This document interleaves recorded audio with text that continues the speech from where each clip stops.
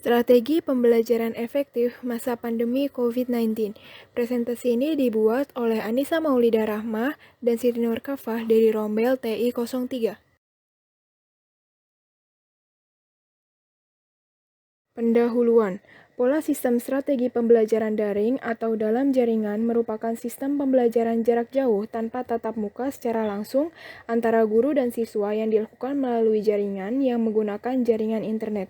Guru dituntut cakap menggunakan media pembelajaran yang berbasis online dan memastikan kegiatan belajar mengajar tetap berjalan walaupun di masa pandemi COVID-19. Meskipun siswa berada di rumah, pembelajaran harus tetap dijalankan, sehingga guru diharuskan mampu dan dapat mendesain media pembelajaran sebagai inovasi dengan memanfaatkan media daring atau online. Hal ini sesuai dengan arahan Menteri Pendidikan dan Kebudayaan Republik Indonesia terkait Surat Edaran Nomor 4 Tahun 2020 tentang pelaksanaan kebijakan pendidikan dalam masa darurat penyebaran coronavirus disease atau COVID-19.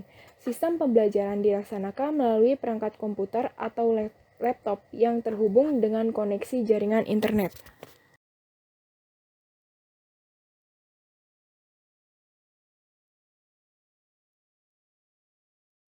Pembahasan. Strategi pembelajaran dapat dideskripsikan suatu konsep atau rencana yang disusun secara sistematis oleh pendidik dengan peserta didik untuk mencapai tujuan pembelajaran yang efektif dan efisien. Untuk mencapai tujuan tersebut dibutuhkan tenaga pendidik yang cakap dalam penentuan metode maupun media agar tepat di dalam proses pembelajaran.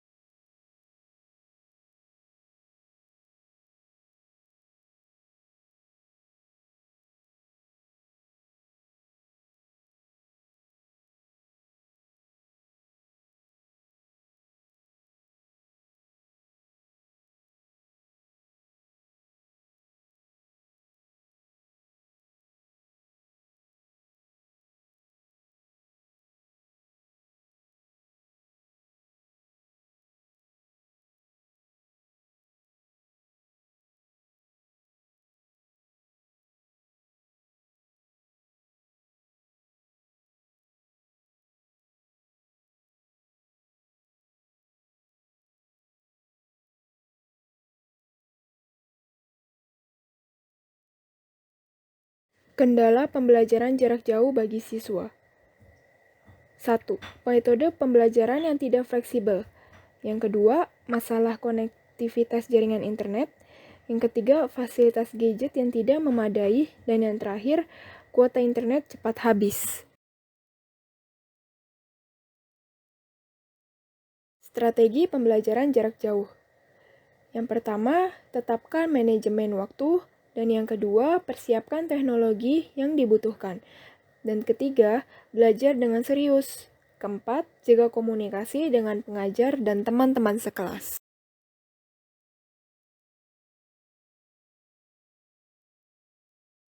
Prinsip pelaksanaan pembelajaran dari rumah. 1. Keselamatan dan kesehatan lahir batin peserta didik, pendidik, kepala satuan pendidikan, dan seluruh warga satuan pendidikan menjadi pertimbangan utama dalam pelaksanaan BDR. 2. Kegiatan BDR dilaksanakan untuk memberikan pengalaman belajar yang bermakna bagi peserta didik, tanpa terbebani tuntutan menuntaskan seluruh capaian kurikulum. 3.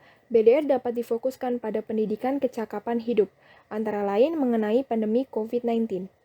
4. Materi pembelajaran bersifat inklusif sesuai dengan usia dan jenjang pendidikan, konteks budaya dan karakter, dan jenis kekhususan peserta didik.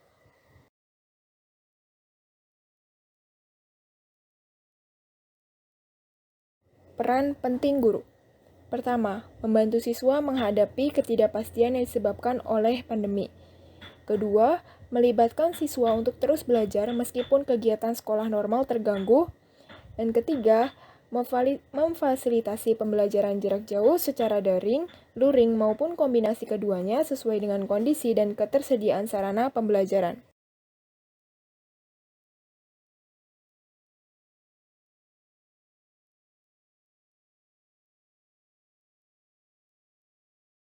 Langkah yang harus kamu lakukan.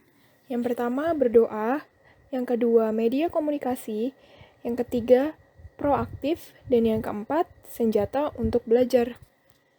Sekian presentasi yang dapat diberikan. Terima kasih yang sudah menonton. Kurang dan lebihnya mohon dimaafkan. Wassalamualaikum warahmatullahi wabarakatuh.